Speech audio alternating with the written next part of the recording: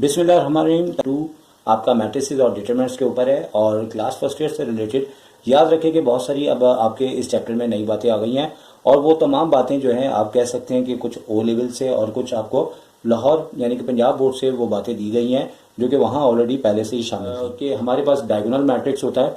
अब diagonal matrix में ये होता है कि एक ये आपकी आपकी डायगोनल पोजीशन के ऊपर जैसे 2 1 6 है तो याद रखिए कि हमारे पास हम तीनों को कंबाइन लेके चलते हैं, डायगोनल मैट्रिक्स, स्केलर मैट्रिक्स और यूनिट मैट्रिक्स।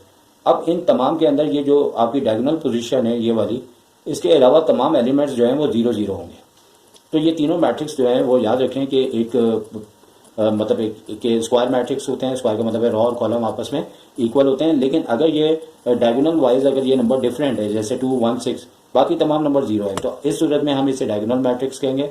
और अगर ऐसा नहीं होगा जैसे यहाँ 0 नहीं है तो ये फिर स्क्वायर मैट्रिक्स कहलाएगा जो कि रो और कॉलम आपके बराबर है। अभी भी ये स्क्वायर मैट्रिक्स की खासियत रखता है, लेकिन ऐसी सूरत में कि जब ये डायगोनल वाइज नंबर डिफरेंट हो बाकी सारे 0 हो तो डायगोनल मैट्रिक्स कहलाएगा। अब जैसे स्केलर मैट्रिक्स बहुत ज़्यादा आपके पेपर्स के अंदर पूछा जाता है इंटर लेवल पे कि अगर ये 5 5 5 है यानी कि अगर एक जैसा है और एक जैसे में आपके पास जो है वो दिया हुआ है और बाकी सारे एलिमेंट 0 0 है तो इस सूरत में ये डायगोनल मैट्रिक्स के बजाय ये स्केलर मैट्रिक्स कहलाएगा। और यूनिट मैट्रिक्स में ये होता है कि जैसे यहाँ 5 5 सेम तो है लेकिन 1 की सूरत में अगर दिया जाए तो फिर ये स्केलर नहीं बल्कि यूनिट मैट्रिक्स कहलाएगा। तो ये तीनों जो है वो एक ही जैसी बातें के हामिल हैं। अलबत्ता ये है कि यहाँ पे 1 की सूरत में होना यूनिट या आइडेंटिटी मैट्रिक्स भी कहते हैं। अगर 1 के अलावा सेम है तो आपके पास स्केलर कहलाएगा और अगर ये सारे नंबर डिफरेंट है तो ये डायगोनल्स कहलाएगा।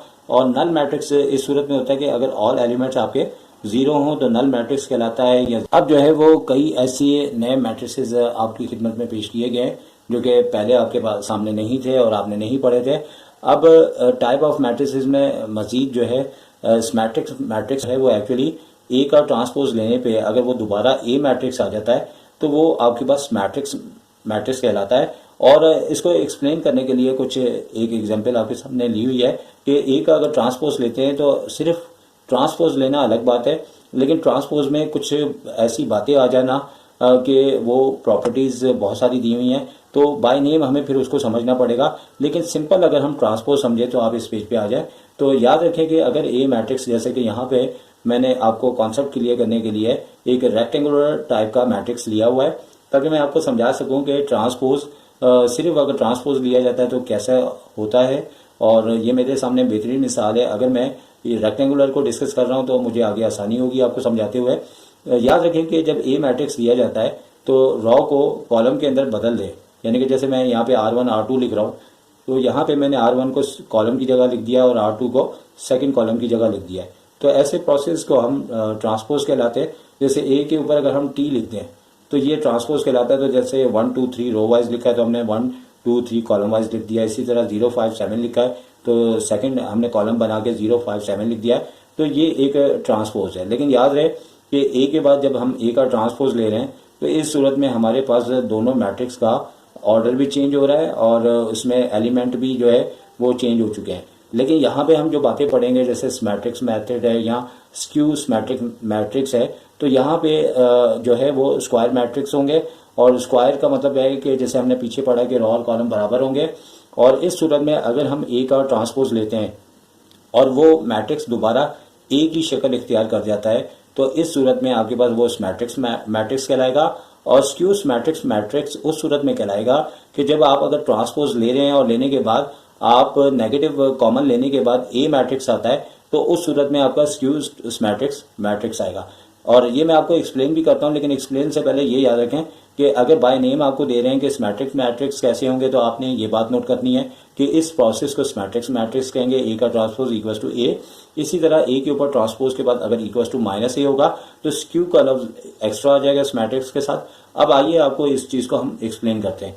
एक मैंने और एग्जाम्पल ली है जिसमें ए मैट्रिक्स मैंने लिया हुआ है और जैसे मैं ए का ट्रांसपोज लेता हूँ तो मेरे पास दो बातें हो सकती थी। या तो ए का ट्रांसपोज लेने के बाद दोबारा ए बन जाता या फिर ट्रांसपोज लेने के बाद तमाम एलिमेंट्स की साइन नेगेटिव होती और नेगेटिव कॉमन लेने के बाद मेरा ए मैट्रिक्स आ जाता। तो यहाँ देखते हैं क्या हुआ कि जैसे ही मैंने ए मैट्रिक्स का ट्रांसपोज लिया यानी 0 -4 और 1 को रो की जगह मैंने कॉलम में लिखा और कॉलम में लिखने के बाद मैंने दोबारा इसको चेक किया तो दो बातें हो सकती थी या तो इसका ट्रांसपोज लेने के बाद, बल्कि तीन बातें हो सकती थी कि ए का ट्रांसपोज लेने के बाद या तो बिल्कुल ही डिफरेंट शक्ल आती, तो वो ना तो मैट्रिक्स कहलाती ना वो स्क्यू मैट्रिक्स मैट्रिक्स कहलाता। लेकिन जैसे ही मैंने रॉ को कॉलम में चेंज किया तो मैं इन दोनों मैट्रिक्स में देख रहा हूँ, तो सिर्फ ये इसमें फ़र्क आ रहा है कि यहाँ पे हर एलिमेंट की जो साइन है ए ट्रांसपोज में वो डिफरेंट हो गई है। अगर तो बिल्कुल सेम आती तो हमारा ए का ट्रांसपोज इक्वल टू ए यानी कि मैट्रिक्स कहलाता।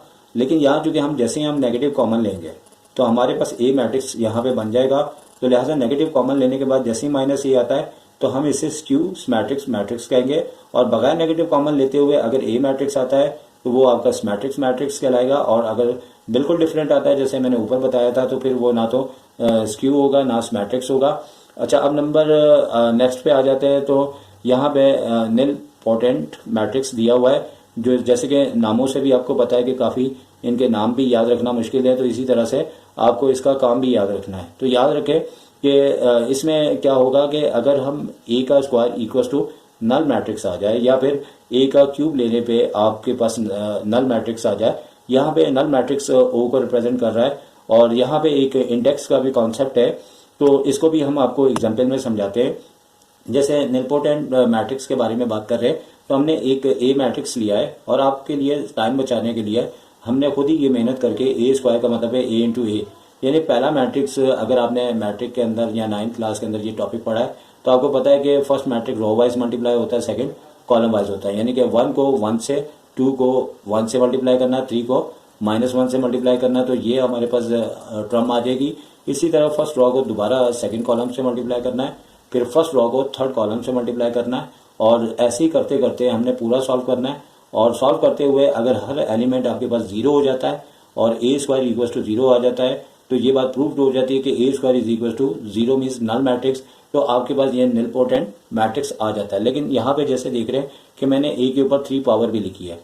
एक्चुअली होता है इस तरह है कि इसके अंदर बाद ए को ए से मल्टीप्लाई करते हैं तो हमारे पास ये जो मैट्रिक्स है ये नल मैट्रिक्स नहीं बन पाता, फिर हम एक बार और इसको ए से मल्टीप्लाई करते हैं, और ए से करने के बाद अगर वो 0 0 हो जाए तो फिर ये ए क्यूब इज इक्वल टू 0 के हिसाब से ये हमारे पास निलपोटेंट मैट्रिक्स बन जाता है। और कभी कभार हो सकता है कि इससे भी ज़्यादा आपको, यानी जैसे ये हमारे पास तो 0 0 आ चुका है, लेकिन फर्स्ट करें ये 0 0 नहीं आता तो हम दोबारा इसको ए से मल्टीप्लाई करते हैं, और जब तक कि वो 0 0 नहीं आता वो ये प्रोसेस चलता रहता।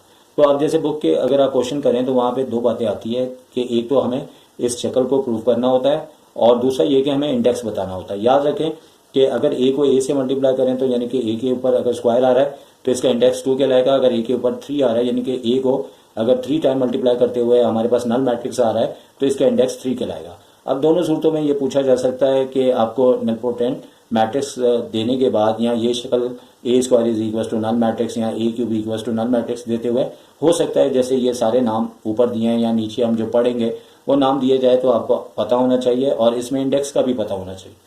अच्छा, अब इसके बाद बात आगे बढ़ाते हैं तो हमारे पास ये आ जाता है पीरियोडिक मैट्रिक्स। तो जैसे पीरियोडिक मैट्रिक्स का लफ्ज़ से ही पता लग रहा है कि इसके अंदर जैसे ए को अगर जैसे ऊपर हमने ए को ए से मल्टीप्लाई किया था तो यहाँ पे भी करना है कि अगर हम ए को ए से मल्टीप्लाई करते हैं यानी कि ए स्क्वायर को अगर वो ए मैट्रिक्स आ जाता है तो फिर वो पीरियोडिक मैट्रिक्स कहलाता है। और बुक के अंदर यहाँ पे इस तरह से भी रिप्रेजेंट किया हुआ है कि ए के ऊपर k+1 लिखा है, और के असल में हमारे पास पीरियड है। अगर हम 1 टाइम करें और 1 ऐड करें यानी कि अगर ए का स्क्वायर बन रहा है तो ए आ रहा है, या फिर जैसे हमने ऊपर भी बात की थी कि कभी कभार ए को 3 टाइम मल्टीप्लाई करके ए आएगा या 4 टाइम करके मल्टीप्लाई करके ए आएगा, तो वहाँ पे नल मैट्रिक्स आ रहा था, यहाँ पे ए आएगा। तो यानी दोनों के अंदर यही फ़र्क है कि यहाँ पे नल मैट्रिक्स आ रहा है, यहाँ पे दोबारा ए बन जाएगा। लेकिन ए मल्टीप्लाई ए की सूरत में भी बन सकता है यानी कि ए स्क्वायर में, ए क्यूब में, या ए की पावर 4 में। लेकिन यहाँ पे ये याद रखना है कि अगर ए की पावर फर्स्ट करें 4 पे ए आ रहा है तो इसका जो पीरियड है वो के पीरियड यानी कि जो भी पावर होगी उससे 1 नंबर कम बताया जाएगा। जैसे अगर ए की पावर 4 इक्वल टू ए आ रहा है तो इसका के मतलब पीरियड जो है वो 3 कहलाएगा, क्योंकि यहाँ पे k+1 है, k+1 तो आना है। यानी कि आपने सिंपल ये कि जैसे ऊपर इंडेक्स की बात हो रही थी तो 2 था तो 2 आ रहा है, 3 है तो यहाँ पे पीरियड के अंदर अगर 2 आएगा तो 1 आपने पीरियड लिखना है, अगर 4 आता है 3 लिखेंगे, 3 आता है तो 2 लिखेंगे। उम्मीद है कि ये बात आप समझ चुके होंगे।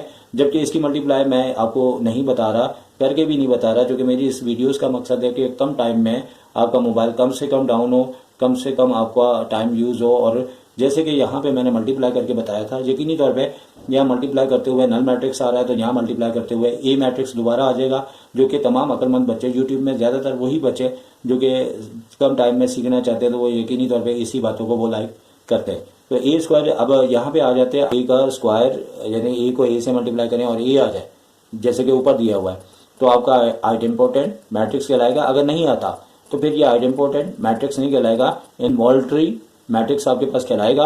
और इसके बाद तो नेक्स्ट मैट्रिक्स के ऊपर बात करते हैं, तो हर्मिटियन मैट्रिक्स है या फिर स्क्यू के नाम से है।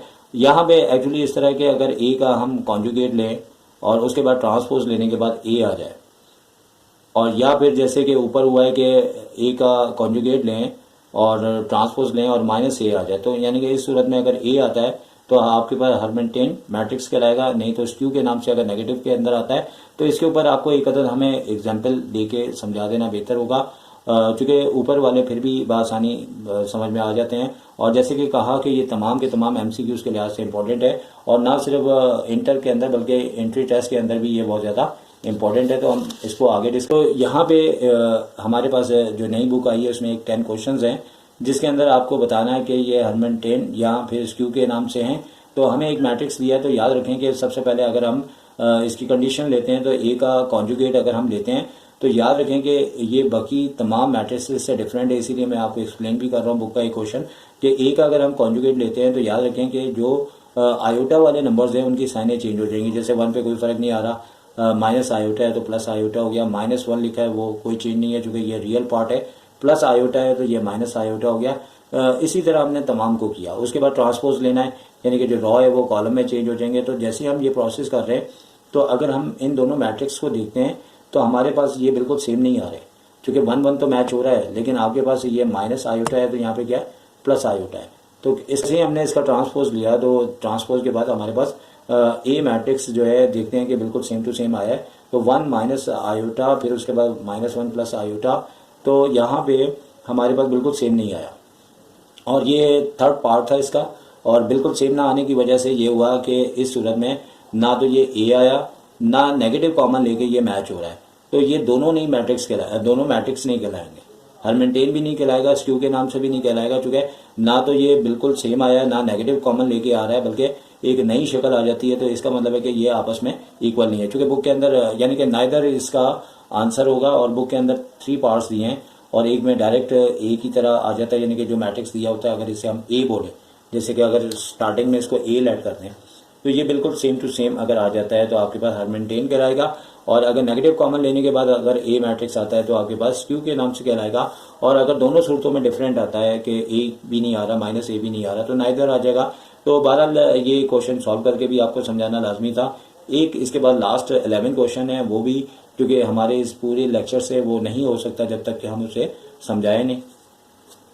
यहाँ पे 11 क्वेश्चन है जिसमें कहा है कि find the real number X Y Z such that the matrix A is the Hermitian matrix है। तो यहाँ पे हमने पहले जैसे कि इस फॉर्म के अंदर लेके आना है, तो हमने ए का जैसे हमने नेगेटिव लिया, नेगेटिव मीन्स कॉन्जुगेट लिया, तो हमने आयोटा वालों की साइनों को सबको बदल दिया, ठीक है, आप देख सकते हैं।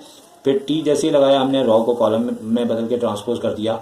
अब चूँकि यहाँ पे हमारे पास जो कंडीशन है वो ए का कॉन्जुगेट लेके ट्रांसपोज इक्वल्स टू ए के इक्वल हम इसे ले सकते हैं, ठीक है। और जैसे हम इसको ए के इक्वल ले रहे हैं तो यहाँ पे हमें करना है इस तरीके से, जैसे यहाँ पे 3 है तो यहाँ 3 लिखा हुआ है, तो अब ये देखना है कि कहाँ पे x, कहाँ पे y, कहाँ पे z है। अगर हम 2 जगह देखते हैं, जैसे यहाँ पे अगर x है और यहाँ पे 3 लिखा है, तो यहाँ +2 आयोटा है, यहाँ पे 2 आयोटा है, तो we get the x equals to 3 हो जाएगा। और यहाँ से भी हम चाहते तो ले सकते थे -2 आयोटा, -2 आयोटा सेम है, x 3 के इक्वल है, तो यहाँ से भी वो 3 आ जाता। अब y को अगर हम देखते हैं तो y हमारे पास 0 आ रहा है, लेकिन y से पहले हम z को देख लेते हैं ताकि दोनों एक जैसे हैं। आप जैसे यहाँ 1 - z आयोटा लिखा हुआ है, तो यहाँ पे अगर आप देखें तो 1 - x आयोटा लिखा है, तो 1 तो सेम है। तो इस तरीके से -z आयोटा और माइनस के x आयोटा को हम एक साथ नोट कर लेंगे। और चूँकि दोनों नेगेटिव है तो नेगेटिव नेगेटिव तो कैंसिल हो जाएंगे, और होने के बाद हमारे पास जो प्रोसेस होगा वो आयोटा से आयोटा कैंसिल हो जाएगा, चूँकि z इक्वल्स टू x या x इक्वल्स टू z है। चूँकि z फाइंड आउट कर रहे हैं तो x हमारे पास ऊपर 3 आ चुका है, तो हम इसे 3 लिख देंगे। और y की अगर बात करते हैं तो -y आयोटा और यहाँ पे +y आयोटा है। अगर दोनों की साइन सेम होती तो ये फिर हमारे पास अनडिफाइंड हो जाता, क्योंकि हमने एक दूसरे के इक्वल लिया, आयोटा कैंसिल हुआ, और जब ये y इधर आया तो ये -2y हो गया और यहाँ पे 0 है, तो y की वैल्यू हमारे पास 0 आ गई। इस तरीके से हमने आपको शॉर्ट टाइम में आपको बेहतर करके समझाने की कोशिश की। इसी के साथ आपसे इजाज़त चाहेंगे। टेक केयर, अल्लाह हाफिज़।